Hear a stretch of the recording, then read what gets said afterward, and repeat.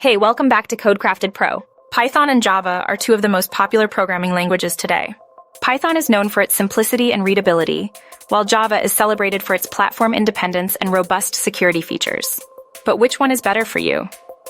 Python's syntax is concise and easy to read, focusing on whitespace and clear code structure. This makes it a favorite for beginners. Java, however, is more verbose, requiring more boilerplate code, which can be daunting, but offers detailed control over the code. Python shines in data science, machine learning, and web development, thanks to frameworks like Django and Flask. Java is the go-to for Android app development, enterprise software, and desktop applications, offering a wide range of possibilities for developers. Java generally outperforms Python in speed due to its just-in-time compilation and native code generation. However, Python's performance can be enhanced with tools like NumPy and Pandas, making it competitive in data-heavy applications. Choosing between Python and Java depends on your needs.